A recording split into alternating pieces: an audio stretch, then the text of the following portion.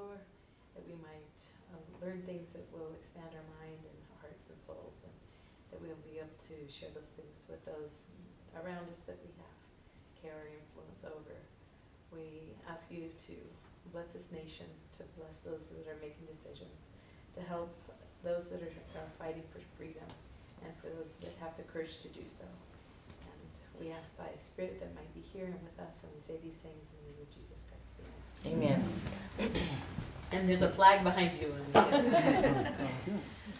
I pledge allegiance to the flag of the United States of America and to the republic for which it stands, one nation, under God, indivisible, with liberty and justice for all.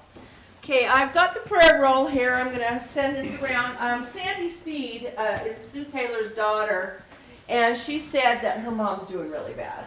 So we need to have a special prayer for Sue. I should have mentioned it before, but put Sue Taylor on there. But anyway, we just want to tell her how much we love her and miss her and hope that she's feeling better. Her diabetes is nasty stuff. So anyway, we love you, Sue, so feel better. Okay. And I'm really excited. Next week we have Helena teaching us again. She's going to repeat her 2030 agenda. Updated. It's updated. Because what was it, about 6 months ago she taught us, or something like that? I know that was almost a year. Yeah, almost a year. It's been a while. We did it in June, and That went viral. It was like 50,000-60,000 people watched it. Yeah. Incredible. So it'll be nice to have it updated, what's going on. And then Penny's been texting me. Have you heard that China released a bioweapon? I don't know what this is. I saw a whole thing on it. It's Dr. Martin. Look up Dr. Martin. That on the Olympians, that it would incubate once they got here back to their countries. I'll send you the link. It's the interview with the Dr. or the one that was the whistleblower. Yeah, you sent that one out. I just watched this Friday. Yeah. You said I didn't on the. I haven't. It's on a thread. I haven't watched anything on the thread. Yeah. I had a busy day yesterday, so resend it to me so I don't have to go through and try to figure out what it is. But anyway, yeah. So kind of scary stuff, huh? So, the adversary's doing his best to get at us and divide us. So, anyway, so Helena will be next week, and the week after is that. You have that fellow coming just before the caucus. Oh yeah, so that's Brandon. He's been working on CRT. He made a movie for the CRT. He did a really good production. Have you seen it? I was supposed to go up last Friday, and I could not get up there. Is it something that we can get? It's like an hour-and-a-half movie. On the internet, or is it? Or is it in a theater? It was at a theater. Oh, okay. But we had the little promo one of it, and you said, "Who's doing this? When is that movie coming out?" Oh, okay. He's the one that made it. Oh. So it's coming out about all the different avenues that really critical race theory, the part of it. So that's his background. And he's running for Senate against. You know what? I'm not even sure. Is he running against Mike Lee? No. State Senate? State Senate. Yeah. Oh, okay. All right. I was going to say. Because there's that lady that said she's a Republican, she's not, she wants to run against Mike Lee. And, no. Yeah. This is just, okay. And Saturday, south of the stadium, they're going to meet in the parking lot there from 11 to 2 with the bioweapon necessities of cards and mandates. Okay. What with bioweapons cards? I'm just talking about you can't go to any events at that university without the card or a test, which now John Hopkins has done a study that shows that is as much it's like getting a bioweapon, like it's getting. John Hopkins did. Yeah, John Hopkins did a study, and they are showing that the swabs do that. Okay, I had that. Like they had they kind of unravel, and it went in your nose. So they were providing us. And they dip it in some, because the guy at BYU, when we went through the line, he had him bring it out and show us, and it's a vial with stuff in it that they dip before they put it in your nose. So I mean, they don't know what they're doing. they have no idea. They're sheeple. They're- They're doing what they're told. They're students with a job. Gosh. Wow. Well, I had that little twisty thing, Well, I they think we stuck all it up had my to if nose. you went anywhere. When I had COVID, so when I got diagnosed in December. Wouldn't that just be the most evil, right? They send you the kits, they send you the masks, they said there are particles in the masks that aren't good for your lungs, and I mean, it's like every which way. It's like they've thought this game of chess out, and we are so behind trying to figure out as we're playing checkers. And and this was their last ditch effort. They couldn't control us, and Trump had the following of the people, and so they had to do this. Yeah. So it's scary stuff. So Chris Kimball will follow him as well. She's going to talk about the caucus. Okay. So it will help us get a little bit organized what's going on and what we can do with, at least within the state. Okay. All right. So it's exciting. So Dennis, we'll turn the time over to you. All right. Thank you. Well, thank you for allowing me to come today. Wanted to share something with you due to your love of the flag and your organization. For years, I have taught boys from about 10 to 12 years old how to do proper color guards. I take it actually to the extreme because of training I had when I was a youth. They have rifles, and we actually do rifle drills, and we march. And we had the privilege, in fact I'll show you a little picture of it, of being the honor color guard in the Bountiful Handcart Day Parade about 5 years ago. And so that was kind of a really neat experience. Part of the flag presentations, because we would be invited to different activities and stuff, was a story about the Star-Spangled Banner I found online, and I use it in some of these presentations, and I wanted to share that with you for a few minutes because I thought you'd really enjoy it. Let's go from here.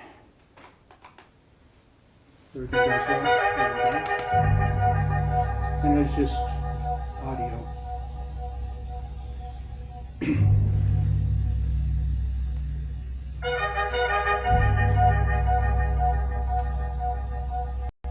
There was a lawyer once. His name was Francis Scott Key.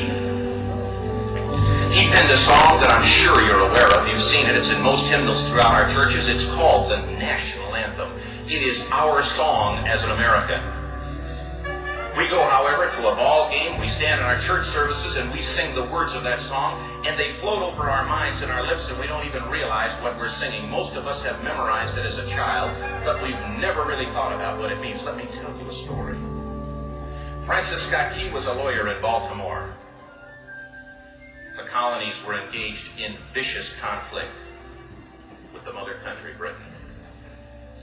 Because of this conflict and the protractedness of it, they had accumulated prisoners on both sides. The American colonies had prisoners and the British had prisoners. And the American government initiated a move. They went to the British and they said, let us negotiate for the release of these prisoners. They said, we want to send a man out to discuss this with you. They were holding the American prisoners in boats about 1,000 yards offshore. And they said, we want to send a man by the name of Francis Scott Key. He will come out and negotiate to see if we can make a mutual exchange. On the appointed day in a rowboat, he went out to this boat and he negotiated with the British officials. And they reached a conclusion that men could be exchanged on a one-for-one basis. Francis Scott Key, jubilant with the fact that he'd been successful, went down below in the boats, and what he found was a cargo hold full of humanity, men. And he said, men, I've got news for you tonight. You're free. He said, tonight I have negotiated successfully your return to the colonies. He said, you'll be taken out of this boat, out of this filth, out of your chains. As he went back up on board to arrange for their passage to the shore, the admiral came and he said, we have a slight problem. He said, we will still honor our commitment to release these men, but it'll be merely academic after tonight. It won't matter. And Francis Scott Key said, what do you mean?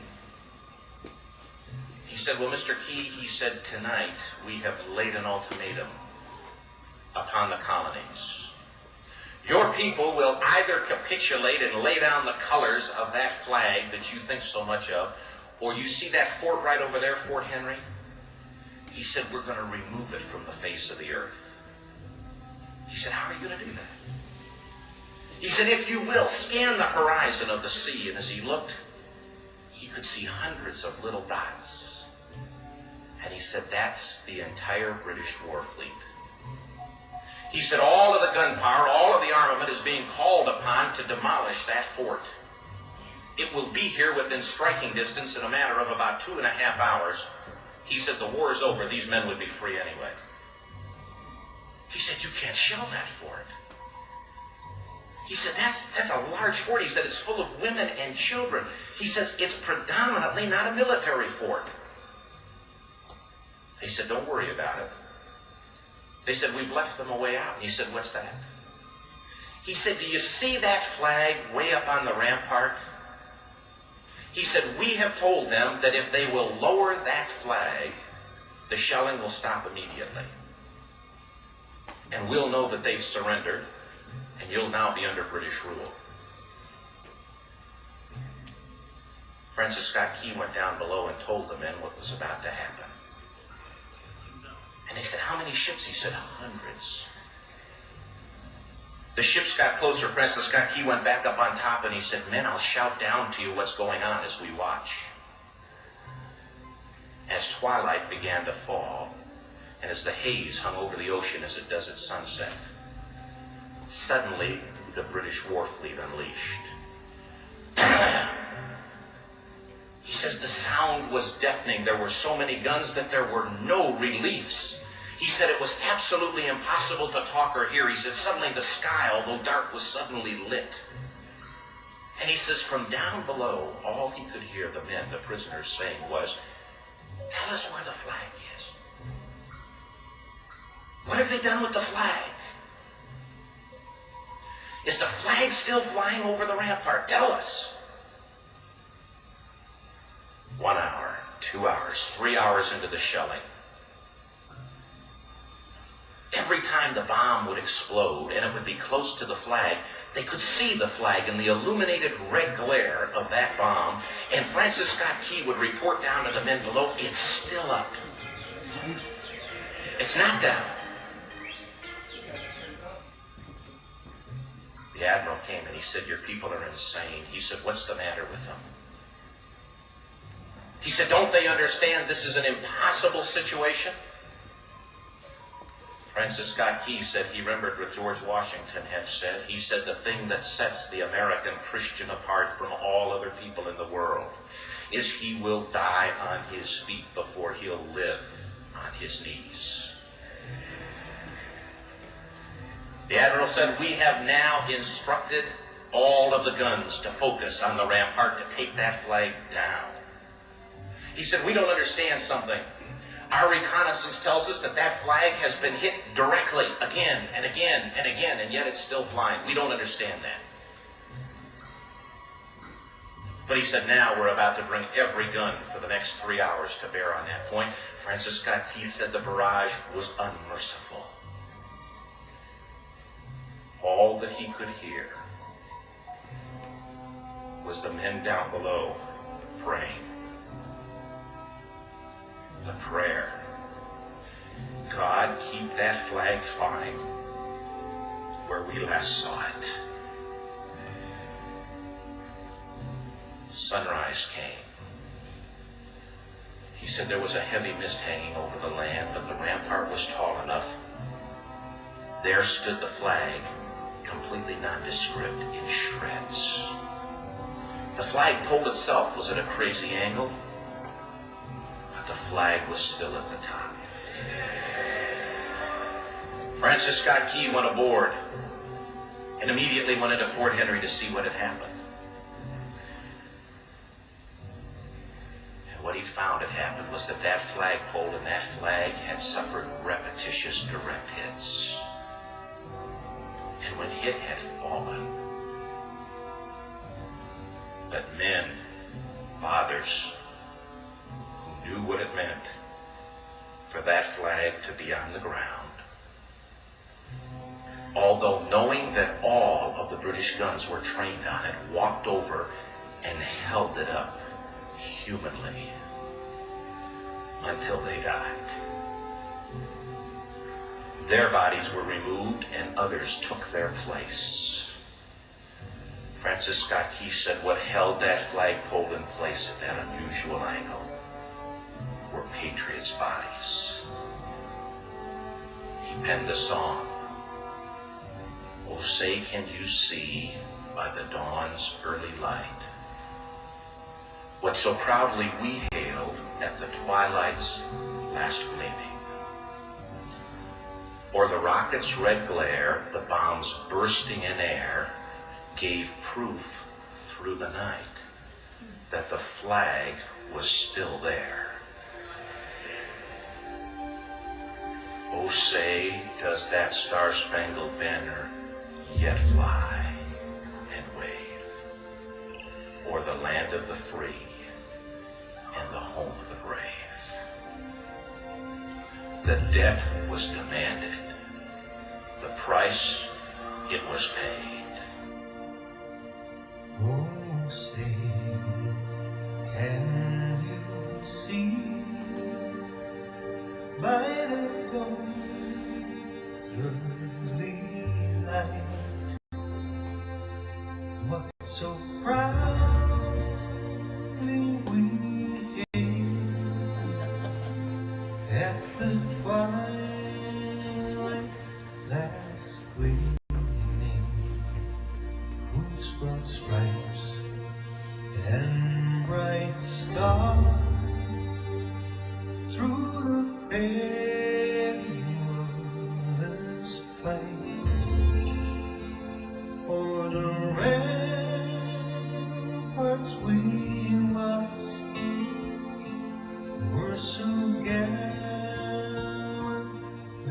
streaming, and the rockets red glare, the bombs bursting in air, it proved through the night that our flag was still there. Oh, say, does that Star-Spangled Banner yet wave o'er the land of the free and the home of the brave? Oh, say, does that Star-Spangled Banner yet wave o'er the land of the free and the home of the brave?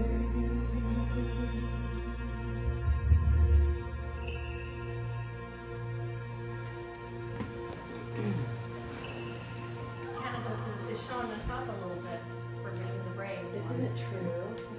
They don't have a very good anthem. You know, have you heard them sing it? I mean, it's nice, but I'm like, nowhere compared. But they are showing us up hugely. Yeah, Yeah. What's going on with us? yeah, yeah. So, hopefully you enjoyed that. So anyway, on to why I actually came. Oh, like a lot of us, we get an inspiration from time to time to do something. I think most of the time we kind of brush it off, well, I'm too busy. I've got other things to do. Why in the world do I want to do that? You know, kind of thing. About a year ago, I got this impression that I was supposed to write this children's book. And I thought, well, why? But I could understand when I grew up in the 1950s, born in 45, that I grew up in an interesting family. By the time I was 16, my mother had been married 4 times. And with that, I have a whole group of family. Let me show you a picture of Mom here. All right. So, this is a picture of my mom. And she was all of 5'2". was proud of her red hair and her Irish temper. And she was a spitfire. That's probably why she was married 4 times, because what I could say from Mom, she could never walk away from an argument. And she paid a dear price for that oftentimes. And as I was growing up, we had some real struggles between, the marriages and in between the marriages. And there was a point in time, from the time I was about 11 to about 16 when she remarried for the last time and everything, that it was just my mom and me. And I remember times we lived in this little, if you've seen the old motels, with just the strip things and stuff. We lived in there, one of those for a while she was getting away from an abusive boyfriend. And then we lived in a converted garage for a year or so. And then we got into some houses and things like that. But what was amazing during those years, I look back and think I was really blessed with some real opportunities. For one, when I was in junior high school, that I belonged to an organization called the Junior Marines. And it was a youth organization, just a small one, in Southern California. And during that time, when I was part of this group for about 2 years, we performed in parades and other competition type things. There wasn't any room for, well, that's good enough. This was something that you towed the line. You had to compete to be part of the marching group that would perform. And so that involved my life for a couple of years. And it was amazing. Learned some real valuable things that I've carried on throughout the years. As you could see from my boys there when I was Cub Master, and this was about 4 years ago that we had this particular activity in being color guard for the parade. But I'm training up another 14 boys as we speak now, part of the primary organization, their day camp. And so anyway, so I did that for a couple of years, and then I got involved in roller skating. Roller skating was really popular in those days, and there was roller rinks everywhere. And when I was a little tiny kid, one of my 3 half-sisters from my mom's first marriage, they were in high school when I was born. So they were off married and in that. But I remember one of my sisters, her boyfriend was skating, guard thing at the skating rink, and they'd take me. So I had some pictures, I don't know where they are now, but when I was very, very little, in roller skates. Well, I got involved when I was about 12 years old and started learning how to do singles freestyle like you're seeing in the Olympics right now. Doing freestyle, doing pairs, doing dance, doing figures. And so from the time I was about 12 up to I was about 18, I competed in competitions in Southern California in roller skating. And so that was kind of a neat thing, but it was amazing that somehow we lived on a pretty small income as far as I was aware, that for all those years my mom worked for Norris Thermador, and she worked on an assembly line. And she built refrigerators and ovens and, all, things like that. And, it was just amazing, even though it was just her and I, she'd leave early in the morning, I was on my own, and she'd get home, 5 or 6 at night, and I just took care of myself, during those years. But I knew that she worked really hard.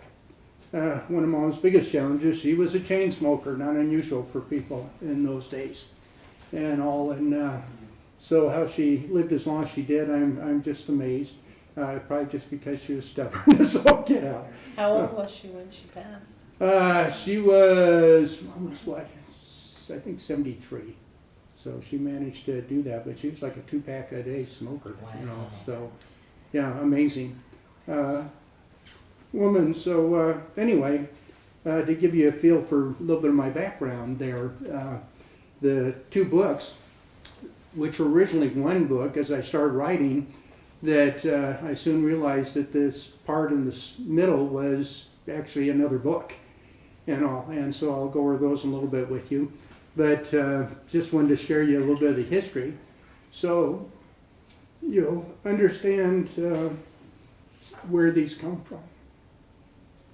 And the second book, All About Me and Maybe You, has to do with kids, and especially today's world. I thought that was unusual when I was growing up, but in today's world, it's such a common thing of broken families and you know, kids growing up under all kinds of circumstances. We have a little granddaughter, two adopted ones. One is from the Congo. Her name's Zola, and the other one is of Hispanic origin.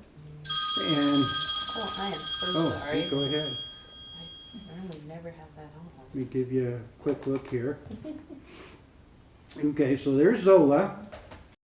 She was born in and lived in an orphanage in the Congo. I keep telling my daughter she needs to write a book about their experience in trying to get her, because it's, you know, unbelievable, really difficult. She's 11 now, and just a sweetheart. When she was little, they stayed a year at our house while they were getting really reestablished when they came back from getting her, and I always called her my little, you know, chocolate bar, and how I love chocolate, you know. So, but yeah, she's a real little sweetheart. And then our other one that we have from that same family, and her name is Sybil. And Sybil is the joy of our life. She was born addicted to cocaine.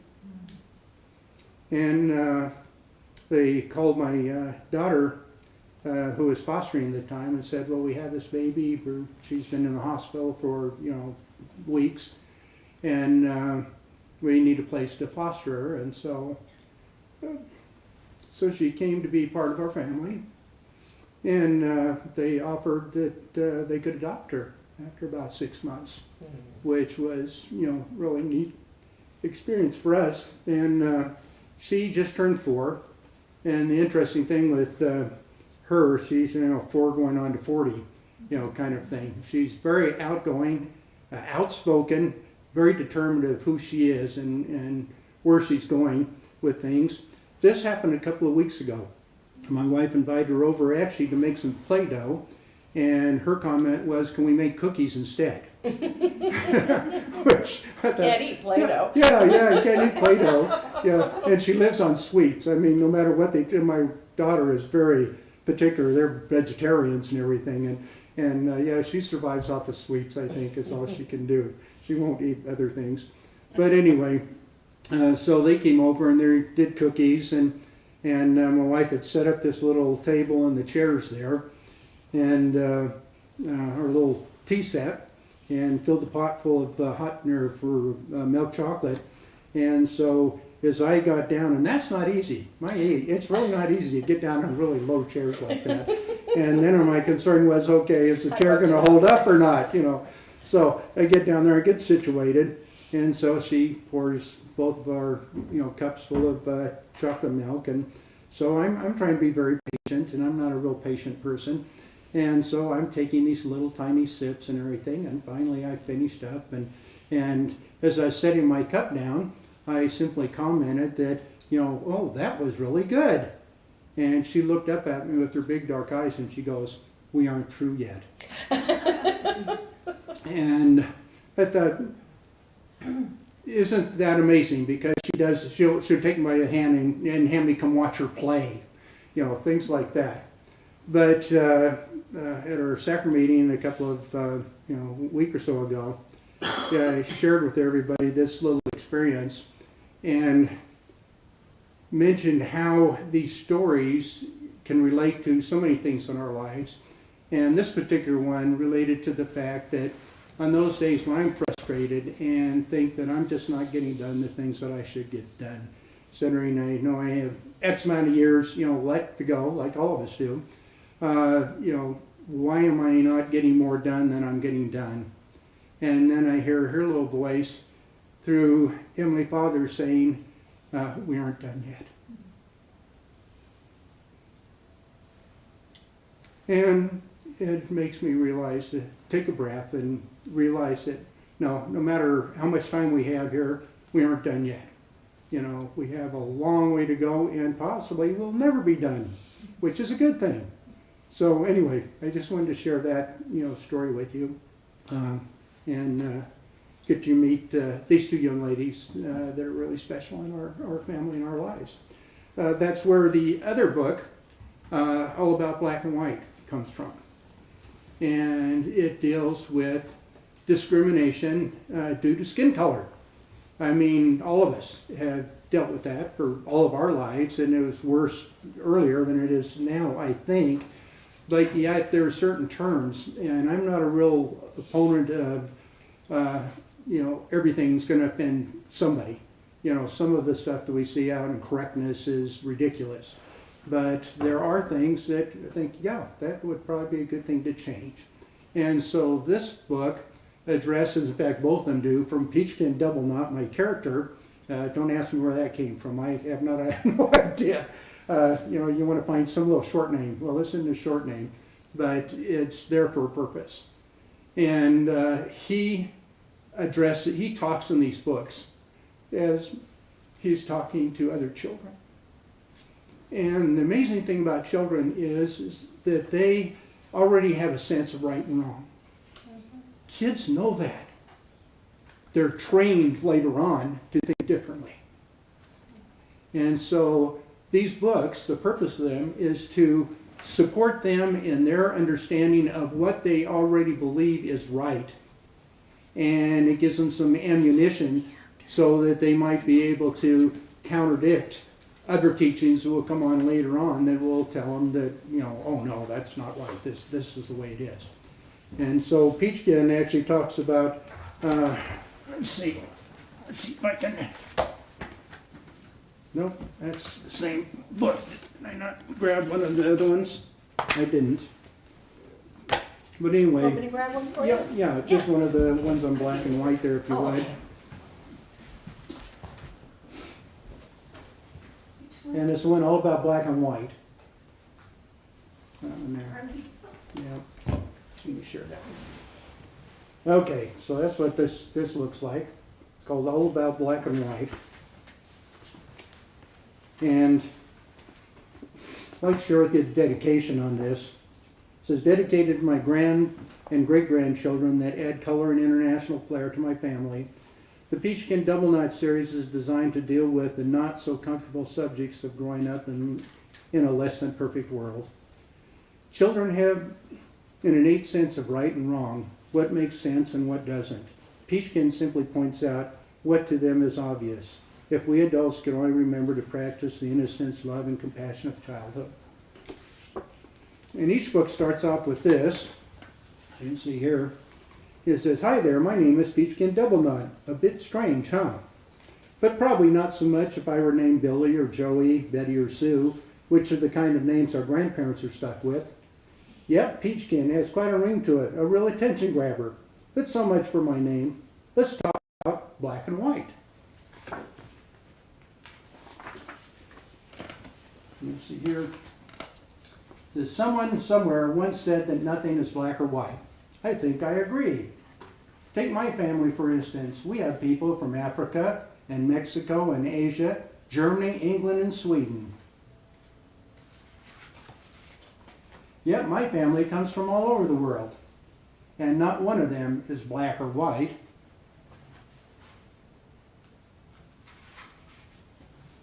We come in all kinds of colors, from kind of pink to a dark, dark brown. Not a white or black one in the bunch. Can't say I ever saw one either.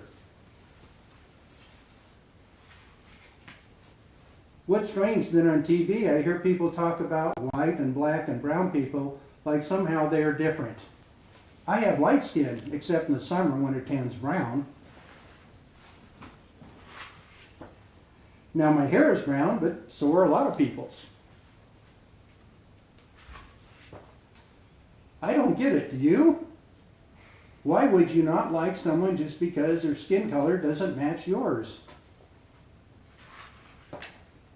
years ago, people didn't even consider hanging out with someone that wasn't their same color or race or religion. I'm glad it's not like that much anymore. Us kids don't see color or race or religion in the same way our grandparents did. I think that is great. My friends and family are like a rainbow. Can you even imagine a rainbow that was just black and white? You probably couldn't even see it. That would be sad.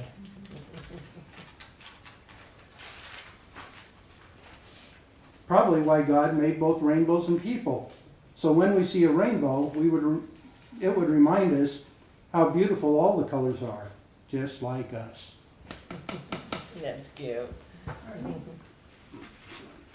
So that'd give you a little bit of an idea of, what that is about. Did you illustrate it too? Actually, when you're putting something like this together, I've learned, because I've never done anything like this before. And it's challenging because with the internet, it's wonderful. Before, I don't know where you would have got illustrations other than trying to find somebody that, would do that. And so I did a little search on the internet, seeing if I could find, someone that did illustrations that didn't cost 2 arms and 3 legs to do so. And I came across a organization that has a whole group of people from all over the world that does illustration that would like work. Myself, I find it kind of interesting. My wife and I, about 10 years ago, our youngest daughter again, the same one, got us started traveling. And so we've been to, in the last 10 years, about 17 different countries, which has been amazing. We've just taken our vacation time to go do that and all. And when you were talking about COVID and traveling, oh yeah, we know all about that. We were in Egypt last October, and we were in India. You were in Egypt in October. Yes, and we were in India when it all started. So yeah, so we understand COVID really well, and what you have to do to go through that. I have actually a travel website that I put together to help people, especially seniors, that might be interested in doing travel but are scared to death to go out into the world. When you see the news and you see all this other stuff, you think, boy, I'm not leaving home, that's scary. But there's places right here in our own country are more scary than places we've been around the world. So anyway, the purpose of that website is just to encourage people, and it gives about 20 items that you need to know before you travel. What is the website? Yes? What is the website? The website is called Trip Planning, so it's all one word, tripplanning101.com. And hope you enjoy it. Got some good pictures on there and some stories. But, it's just there to help people, to kind of get over that fear, because we've really enjoyed the people we've met and the place we've gone. And if we want to do something about world peace, those people aren't going to be traveling here. Can't afford it in most cases and everything. And even though we went to like China for 10 days and cost us, about $2,000 a piece, which not bad. And that was with a tour group, and had a marvelous, trip. And so a lot of people think, oh, yeah, it's way too expensive. Well, it's just expensive to travel within the United States as it is to travel internationally a lot of times, especially with groups. And if you're concerned, that's why you go with a group. Because with our last group, even though we never felt threatened at all other than from the street vendors, because they were really eager to sell things to us and all, we had an armed guard with us the whole time, and they don't take you places where it may not be safe. So anyway, but that's a whole other, get together. If you'd like, we come back and talk to you about international travel and some things that we've done and seen, and yeah, I'd love to do that. That'd be fun. But anyway, back to our program here. What got me started doing storytelling probably was a little encouragement when I was in high school, Mark Kipple High School in Southern California. My senior year, I did it my sophomore year, but this was the advanced course. We had this class that was called radio speech, which instead of stage drama, we learned how to do radio drama.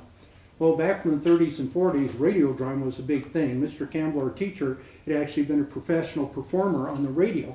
doing these dramas and sitcoms. And if you think all that stuff was new when TV came about, no, that all came from vaudeville, then went to radio, went from radio to TV and all. So a lot of that stuff was there. But I learned a great love and learned a lot from doing radio drama, because radio drama has to do things that you normally don't do in normal stage drama. You don't have props, you don't have costumes, you don't have all the normal things that kind of set the stage. You have to set the stage in people's minds so that then they follow along and can visualize in their mind. That's why they call the theater the mind a lot of times, so that you'd be able to picture what was going on. The other fun thing about radio dramas, because you picture in your mind, is different than today's movies and stuff we get. They're all full of special effects and things blowing up and destroying cities and all these other things that are going on. If you wanted to do something like that, you had to create this picture in their mind to be able to do that. And so part of the training that we had, because we had this classroom, had this big picture window, and then we had a full studio on the other side of the window. So we learned how to use all the reel-to-reel tapes and the record players that you had to put down on a certain thing for a sound effect or music and things of that sort, and microphones and all the rest of it. So it was really a neat experience. But our teacher, Mr. Campbell, would have us do particular activities, like spend 2 minutes and demonstrate the emotion of fear without using words. Because most people don't realize that when we have emotion, when we're doing anything, that we don't use words, we make sounds. When you're scared, you go, ah! That kind of thing. And so you need to learn how to incorporate those kind of sounds into your acting, so that people can actually relate to what you're doing, even though they can't see you. And so I wanted to try a little activity here. I'm going to have to hurry. I need 3 of you wonderful ladies to volunteer. This is really easy. This is an old-fashioned radio play, one I actually did in high school. My senior year, even though I didn't think I was very good, Mr. Campbell had me be the director of our senior play. And he probably appreciated me because I really liked it and really worked hard at it. Oh, I missed to tell you, what got me started was I was doing one of these stories. I think because I was basically lazy. Those days, if any of you remember, you had to go to the library to find things. And so you'd have to find some kind of story that related to what you were trying to accomplish, and it could take hours. Well, I finally decided, it's easier to sit down and just write something than it was to research and try to find it. And so I would write these, little stories. And so I did this one. We had the substitute teacher this one day, this lady. And so I had gone into the studio and performed this particular story that I did. And when I came back out, she called me over and she goes, where did you get that? I want to get a copy. And I said, well, I wrote it. She goes, no, you didn't write it. Where did you get it? And I thought, somebody liked something I wrote, and performed. And I thought, well, that was kind of neat. And so that was kind of the spark that maybe started me into doing something about storytelling. I thought if we take a few minutes to do this, I promise this is really easy. The parts are all underlined. It'll only take about 5 minutes. And this play is called Hobson's Choice. I actually put it on for our ward activity, about 3 years ago. We did a dinner theater and did a live presentation. The whole play takes about 45 minutes of that. But all you have to do is just read the part. And so it's pretty easy. Maggie is kind of the lead. Would someone be willing to take Maggie? You can just sit. You can just sit there and you can just sit there and read. And if you don't want, that's fine. But I'll do the Hobson part of it then. Would that be okay? So we're going to sit here. We're not getting up. You don't have to get up if you don't want to. You're a good reader. Okay, I'll read one. Okay.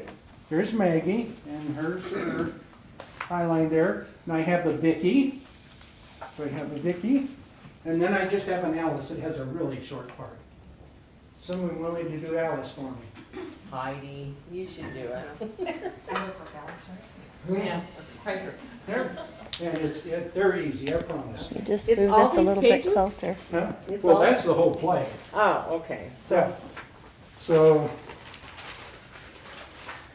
We've never done this before, this will be you've never fun. done this before. Wish we could do the whole thing. It takes 5 females and about 7 males to do the entire production. But with radio plays, you always have the intro music. I'm not going to get into that because it just will add more time. So you'd have your intro music, and then the announcer would come in and introduce the play for that night, and then you'd have the intro music into the main character. Now, the interesting thing about this is that the whole layout of the play is done in these first few paragraphs. And so you need to listen carefully, because I do this each time I do this play for somebody, that I tell them this is to learn how to listen, because there's all kinds of information, and then normally I'll come back and ask you questions about what you just heard and see if you can come up with the answers to those things. So anyway, How many pages are we doing? only a couple, Oh, okay. yes. See, I got you worried, I know. I know. So, anyway, let's start out. Hello, Hobson's the name. Henry Elisha Hobson, founder and sole proprietor of Hobson's Custom-Made Boots for the high-class trade. My shop is in Old Street in Lancashire. To the ignorant of the world, let me explain that 1, Lancashire's in England, and 2, my boots are the best to be found, as sure as this is 1880. Music pause. Oh, but lately I've been a happy man, but oh, it's all changed now. Why you ask me? It's women trouble. You see, I happen to have these 3 females cluttering up the house. Then all I can say is heaven help the poor widower with 3 marriageable daughters. Father. I'm not doing anything. That's good. You have to go with that, this book. Well, that's Alice, the youngest and sweetest. Father, I need a new cloak to go with this hat. Oh, and that's Vicky, the prettiest and most extravagant. Father, I need some account books for the shop. Also a ledger and a spool of white thread, number 60 and... Oh, yes, and that's Maggie, the oldest, smartest, thriftiest, and most opinionated. I am not opinionated, Father. It's better to have some opinions than not have any at all. Well, nobody asked you. Now listen, girls, all 3 of you. I'm taking myself a short constitutional into on an important business, and now see that you mind the shop well, understand? Yes, Father, and don't be late for dinner. It's liver. Oh, there's an hour before dinner, Maggie. So if you say more than an hour drinking ale at the White Swan, you'll be late for it. The white swan? Who said anything about the white... Father, if your dinner is ruined, it will be your own fault. Well, I'll be eternally... Oh, now don't swear, Father. No, I'll not swear. In fact, I'll take off my hat and sit down for a minute. Now listen to me, you 3. Yes, Father. Yes, Father. I've come to a conclusion about you girls, and I won't have it. Do you hear that? I won't have it. I expect your friend is waiting for you at the bar in the White Swan, Father. Well, he can go on waiting. At the present, I'm addressing a few remarks to the rebellious females in this house, and what I say will be listened to and heeded. Do you hear that, girl? Yes, Father. Now, that's the way I like it. Yeses. It is said that you would lack a mother's hand at the time when single girls go bumptious and must have somebody to rule, but, well, I'll tell you this, you'll not rule me. I'm sure I'm not bumptious, Father. Oh, yes, Vicky, you are bumptious and huppish. If you take the trouble to see that it's not bumptious to ask, ye not indeed wait for speed. Give and take, Father. Yes, Alice, I give and you take, and it's going to end. How much do you give us, Father, a week for waiting on the shop? Well, Maggie, that's neither here nor there. Now, recently, I've been looking upon my daughters as they go about the streets, and, well, I've been disgusted. The fair name and fame of Hobson has been outraged by members of Hobson's own family, and uppishness has done it. Father, we don't know what you were talking about. Well, I'm talking about bustles. That's what. You're wearing bustles.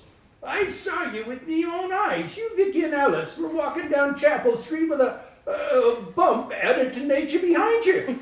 Well, it's immodest. It's not immodest, Father. It's the fashion to wear bustles. Well, to the devil with fashion. Father. Father. Oh, Father, you are in the presence of respectable young ladies, not drinking ale at the White Swan, you know. Yeah, no, but I wish I was. Now then, I have a choice for you, Vicky and Alice. You'll control this uppishness, or I'll choose you a pair of husbands and out of the house you go. Father. Yes, Maggie?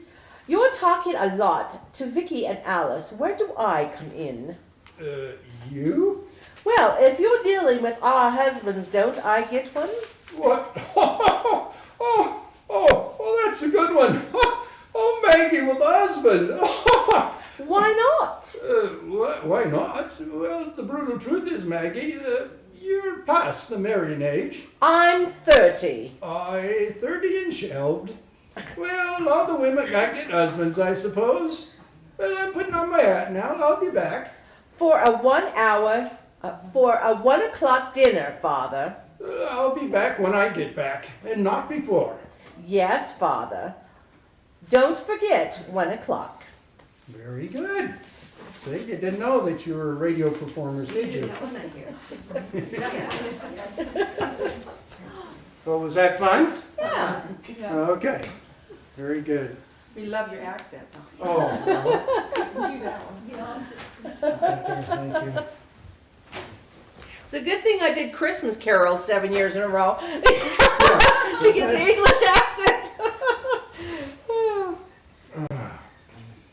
Okay. Let's see how we doing on time. I need to keep going here. Another form of storytelling that I really like is poetry. How many of you have written poems? Okay. Now, your shyness of doing that, you probably don't want to share one of your poems with us. But poems, what I refer to as songs of the heart. They are so personal and usually are generated by something that has happened in our life, or that we want to express, but just writing down normal words don't seem to do that for us. And so when I first joined the church, in fact, I'll tell you, as a member of Church of Jesus Christ of Latter-day Saints, I was 22. And a year after I joined, I went on a mission and served in Oregon and Idaho for my 2 years. And amazing experience. And of course, I have marvelous stories from that. But right about that point in time, there have been things through the years that have triggered certain feelings that I wanted to try to write about. And if I can remember these myself, I'd like to share a couple of these poems with you. First one had to do with my conversion. And it goes like this. My wandering mind is but adrift. A paper boat tossed on the sea is what my life had meant to me.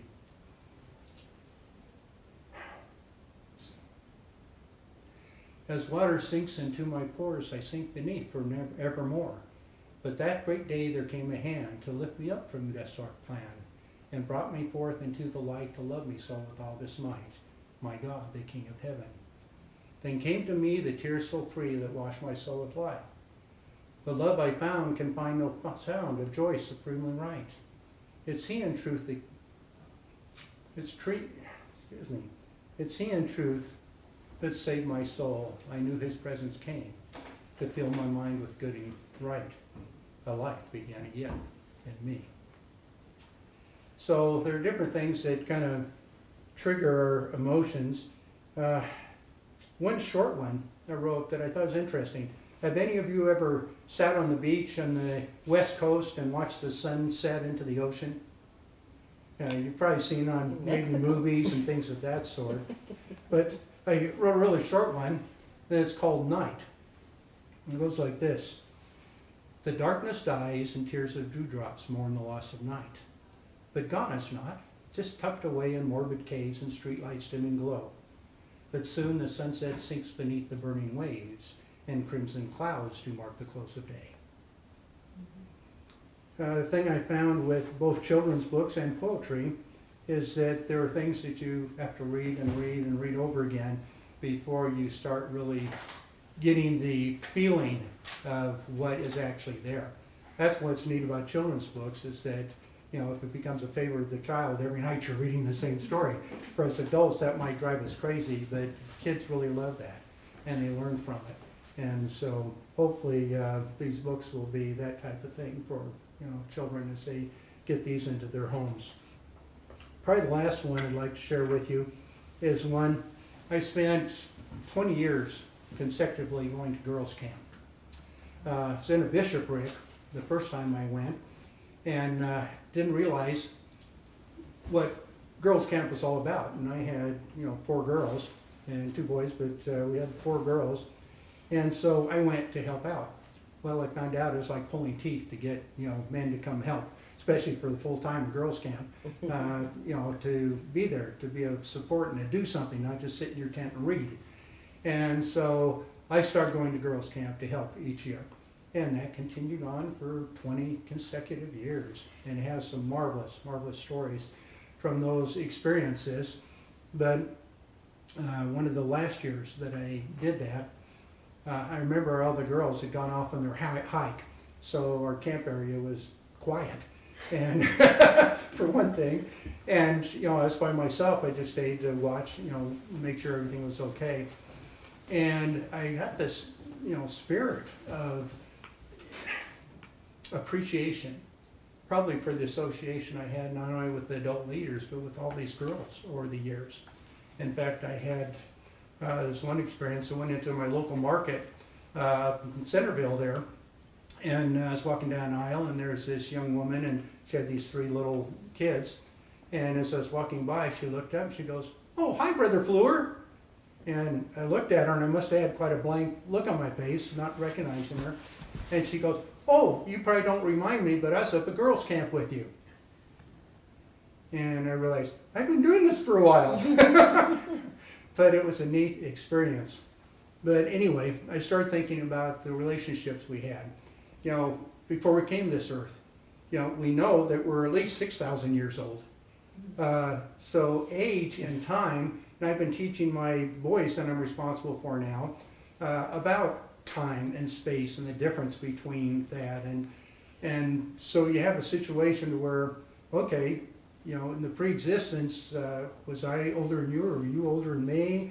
Or, you know, it depends on when we were created as spirits, and then when we were assigned to come to this earth. And I got to thinking about that relationship, and so this poem came to me, and it's kind of special. I'd love to have it done in a picture of the pre-existence and an older spirit sister and a younger boy, and then here on the earth, the older man and a, you know, teenage younger girl, with this implanted in the picture. And it goes, "Do you remember when I came to earth? I said I'd come one day in time to stir the love we shared back then, to bring to mind both yours and mine the promise made to help each other find the path that leads back to our home again. I was much, much younger then, but you were there to lead the way, to teach me things that I would need to help me down the harder path, so someday when our paths might cross, I might lead and you might follow, sparing such a tender heart the pain that life can often bring. And now we meet." So anyway, those are kind of part of experiences that I've had, things that have been able to generate stories and activities like we did here. The things that we learned in our youth, don't let them die. You know, use them and bring these things back. You think, you look at these kids and you think that, you know, oh, they wouldn't be interested in that. yeah, you're amazed at all the people that loved our radio play that we did. We had no practice. It was like this, pretty much.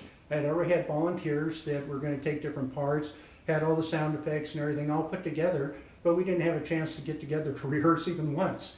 And we put it on live in front of this group, and it went amazingly well, to the point that one of the couples called me the next day and said, you know, we enjoyed that so much that we got on the line, looked up that play, and actually watched a professional version of that. And he said, you guys were better. And I thought, that was fun. And so it's neat to share those kind of things. Even my boys, the 14 boys I have now that are, you know, 8 to 10 years old, in that range, that the guidelines are, well, let them set a goal and then work all year on that goal. I've been a Cub Master for, you know, it was 5 years before they stopped the program. And yeah, that was never good enough.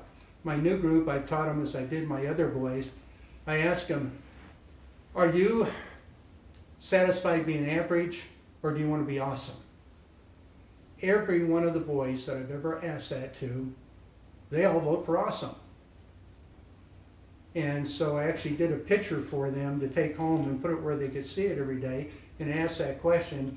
The only difference between being average and being awesome is about this much more effort. It's true. It is. Mm-hmm. And so people, a lot of times, I will volunteer to put on activities, big church, you know, board activities. And I did Night in Bethlehem. I've done it twice now.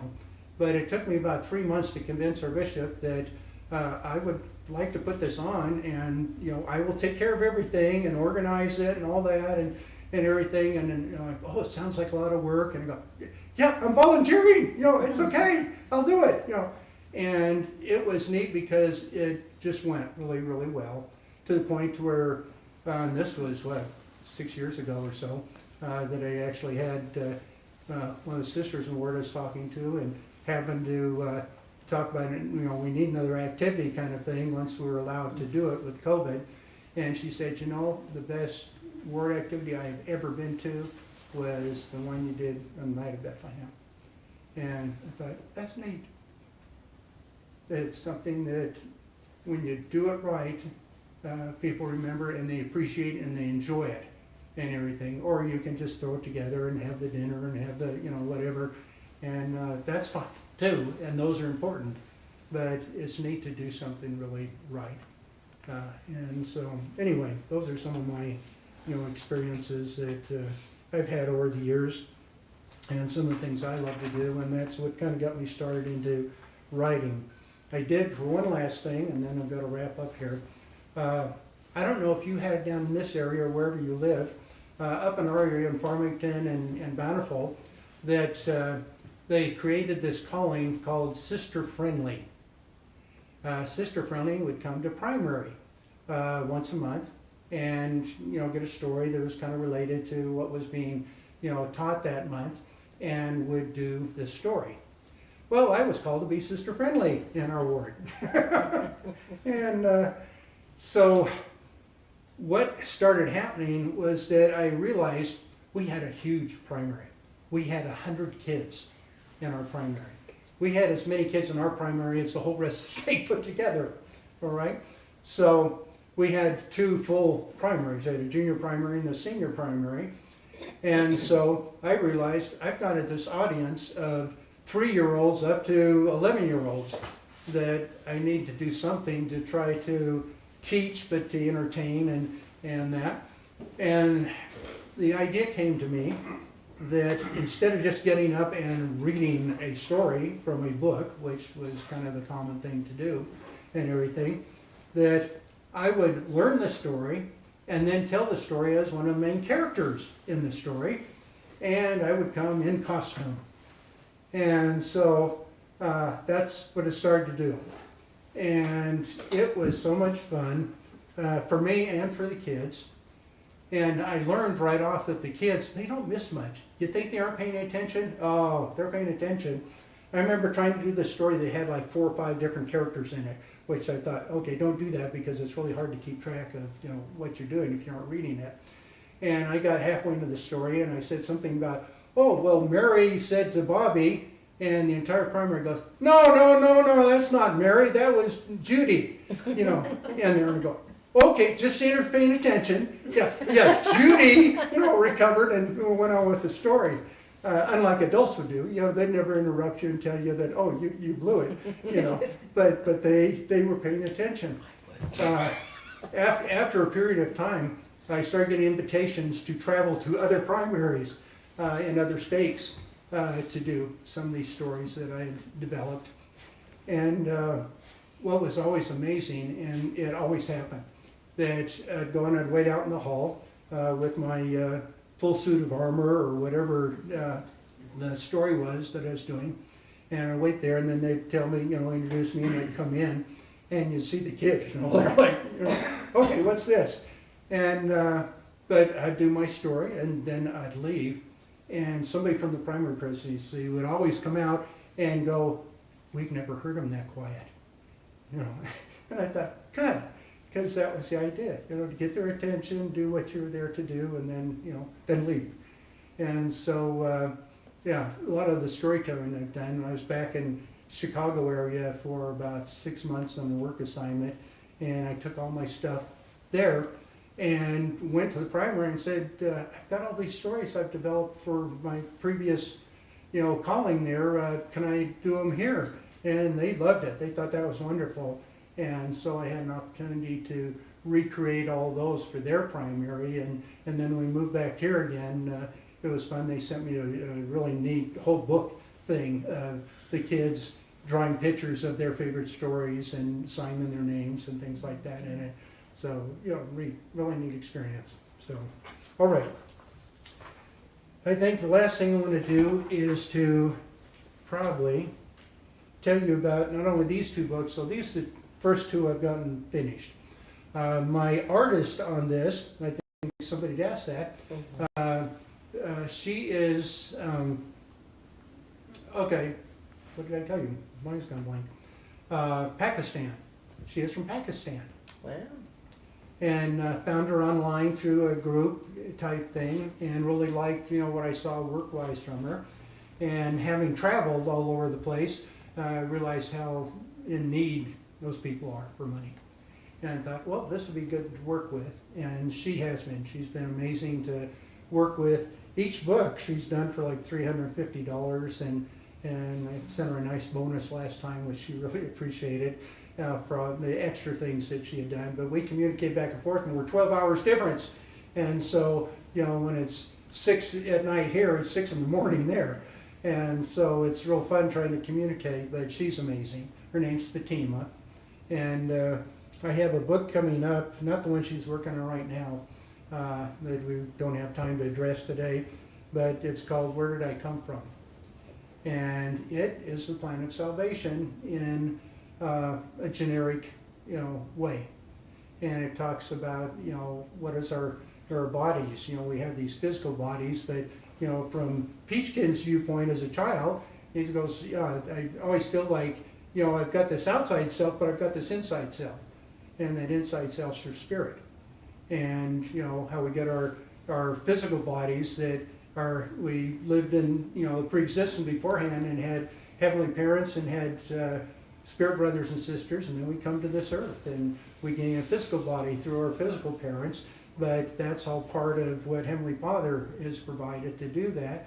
And then we go through this life and we learn and we make mistakes and we do better and we make good choices, and then we get older, we are able to get married and have a family and provide bodies for all those brothers and sisters we have in the pre-existence. And then when we eventually die, our spirits leave our bodies and we go back to our heavenly parents until the time when we're reunited with now a perfected physical body, and we have the opportunity by following the right process of becoming like our heavenly parents and having our own spirit children and populating our own earths. And so it's quite it's quite a step to what a lot of the world out there knows. But I know for certain from my own experience and before joining the church that I already knew this stuff. You know, you're just retelling it to me. And so that's kind of what, you know, some of these are about. Just finished one that she's working on right now. It's called All About Gary, or All About Carson. Carson's my grandson. He was born with a few challenges. He can't walk or talk. He can't take care of himself. He's autistic. And so the whole purpose of this is to have, from a child's viewpoint, well, this is my friend Carson, is how he introduces it. And Carson, even though he doesn't have any of the normal things that we have in life, that he has one special talent. That when he gets excited, and you never know what's going to trigger him, when he sees somebody that he hasn't seen for a little while or something, he starts clapping his hands and he starts out with this laugh that just gets everybody going. And you can't help but laugh when Carson's laughing. And the purpose of the book is to say, okay, now here is somebody that can't do all these things you can do. He can only do this one thing. But the joy that he brings into people's lives from that one thing that he does is amazing. All the lives that Carson has taught, he's at what, 17 now, all the lives that he's touched over, you know, his 17 years. We're always running people that when we used to be able to go with Carson places and stuff, you know, they come up, they didn't know us, they go, oh, hi Carson, how are you? You know, so he has an amazing effect on people. And last year at the end of his school, he got this note from one of the boys in his class who was probably obviously, you know, challenged in some way or another.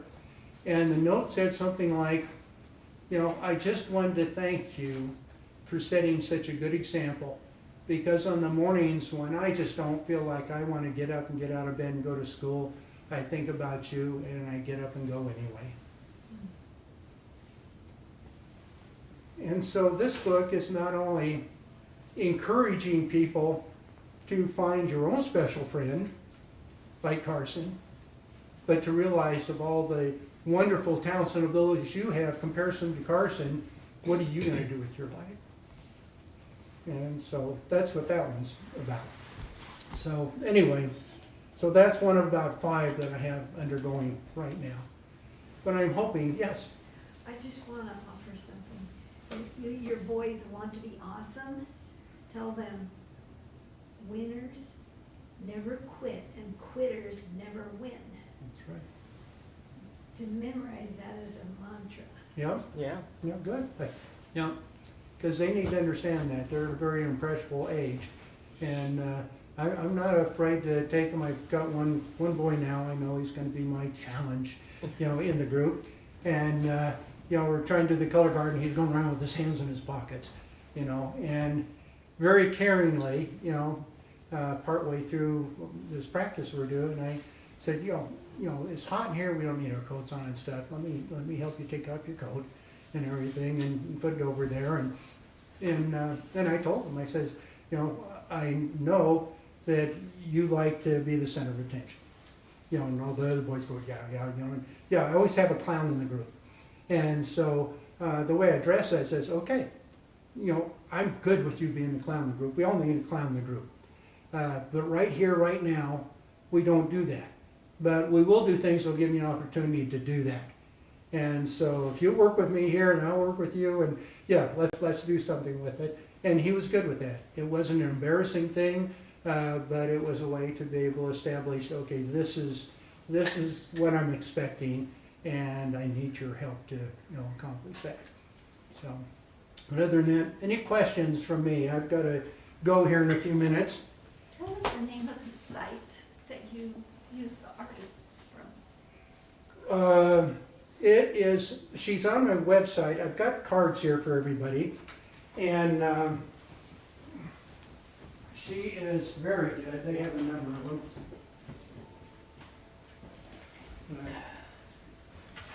Let me, oops.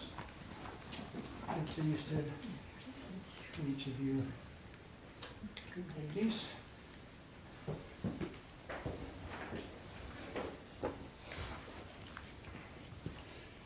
Now, on the website, and I'd encourage you to go to the website, I've got some additional information on that.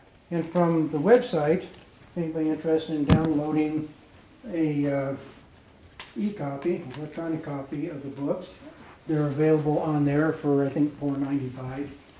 And then from there are links that will take you to Barnes & Noble. I picked Barnes & Noble to do the actual printing and make things available. They have a really good site. I can go on now to the internet and look up Peachkin Double Knot or All About Me and Maybe You, and it actually takes me right there. I'm there. And it's like, oh, hey, this is really cool, you know. But it takes you right to their location. And tried to keep the pricing down. They end up making most of it, which they do, from printing and everything they need to do. I'm not into this to make money, you know. It's something you love. Yes. Yeah. And I think the books, remember, were like $6.95 for one and $6.50 or something for the other one. And I really want to get these out, primarily to group places too. If you know of women's shelters, you know, to buy a group of them and take them and give them to women's shelters, foster homes. There are so many places, youth centers. I was trying to think of some of the other ones. I'm sure you could probably think more than I can. All kinds of women's groups where, you know, we can access the children that need to have a comfort, a blanket that they can go and like, I'm not alone. That somebody out there knows what I'm dealing with, and there is a way out. And so each of the subjects that I've tackled here, as you can see, aren't the kind of things that most people tackle. But they need to be addressed. And so I'm hoping with your help and with other people out there too, that we'll see the value in that and make the effort and get those out to people that need to have that. And yes? You know, I noticed on Mike and Nancy's, they put out a website. Yes. I noticed that one of them had 10,000 views. So, yeah. Yeah. So, but anyway, if there's nothing else, let's, can wrap it up if that's all right. Thank you. Appreciate you coming. I gotta be going. All right, thank you. Appreciate it. And you have books for sale over there, you said? I have some I brought.